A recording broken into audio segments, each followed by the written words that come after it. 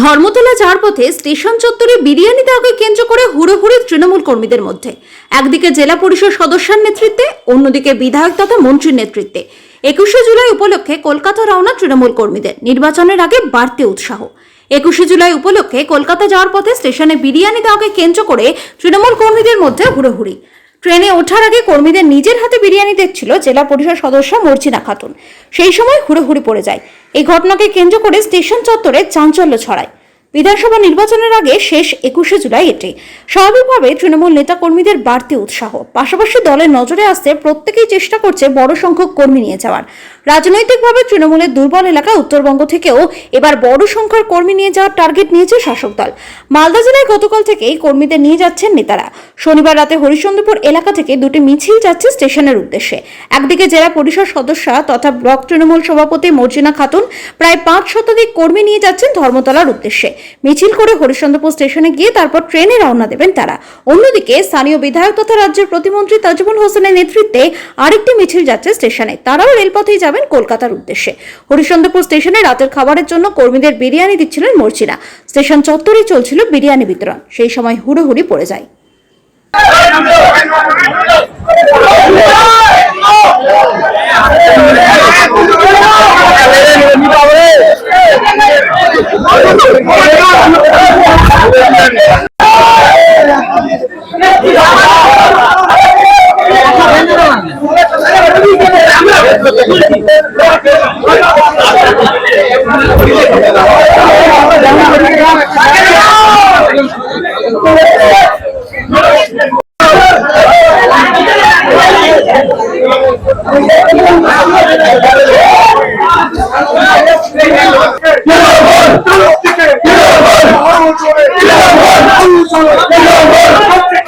আজকে আমরা হরিশ্চন্দ্রপুর বিধানসভা থেকে হাজার হাজার কর্মী,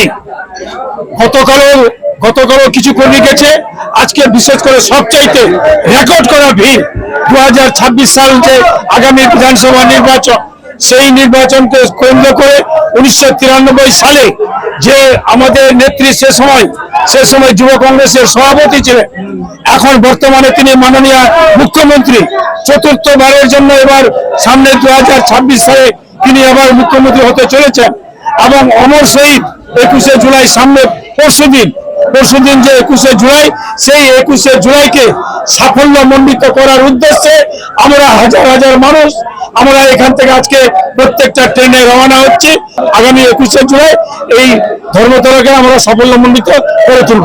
আমাদের আগামী দিনে আমাদের প্রধান বক্তা সব দিনই মমতা ব্যানার্জি থাকেন এবং থাকবেন।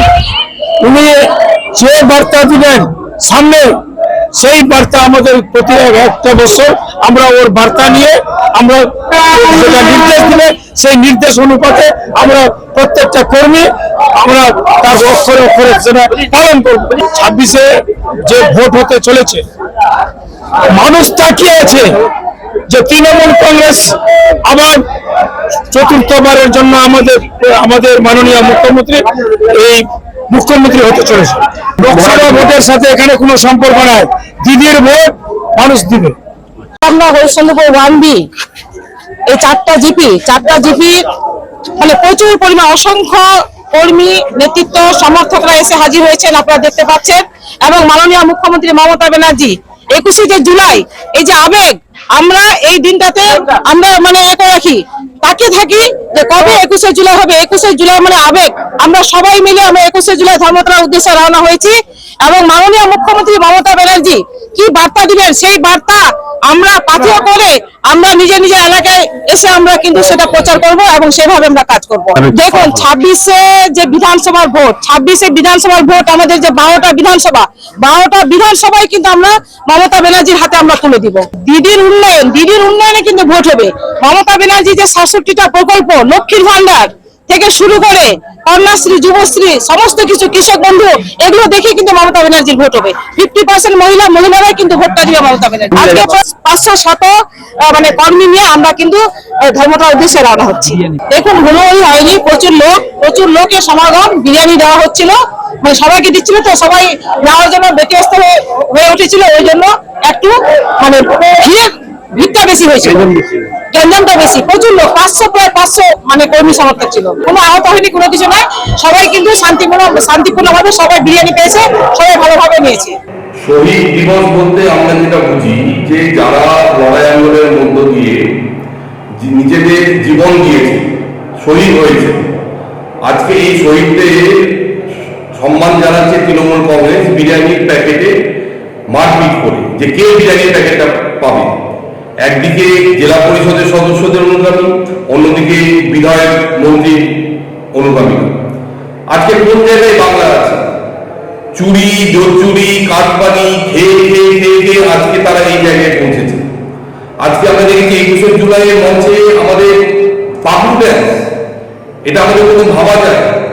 আজকে একটা শহীদ দিবসের মতো কার্যক্রমে তারা, দলীয় কার্যক্রমে তারা যেতেই পারে, সেখানে গিয়ে তারা বিরিয়ানির প্যাকেট নিয়ে, উদ্দেশ্যটা সেটা ওদের 21শে জুলাই শহীদদের সম্মান জানানো না, যে কে কত লুটে খাবো এমন কোনো বিষয় নেই, যে সব কিছুতে চুরি, গরু চুরি, পাথর চুরি, কয়লা চুরি, সমস্ত চুরি।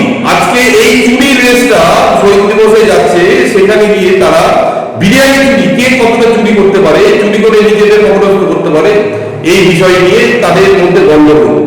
এটা লজ্জা, বাংলার এটা লজ্জা যে আজকে শহীদ দিবসের মতো তাদের দলীয় কার্যক্রমে তারা এই বিরিয়ানি নিয়ে তারা লড়াইটা করছে, এবং এটা তৃণমূলের কালচার, এটা হচ্ছে তাদের সংস্কৃতি। এই সংস্কৃতি থেকে তারা বেরিয়ে আসতে পারে না। তো লজ্জা লাগে একজন বাঙালি হিসাবে, যে একজন শহীদ দিবসে যাওয়ার সময় যে এইভাবে তারা বিরিয়ানি নিয়ে তারা মারপিট করবে, তারা কারাকারি করবে, ধিক্কার জানায় বিষয়টাকে। লজ্জিত হয়েছি আমি।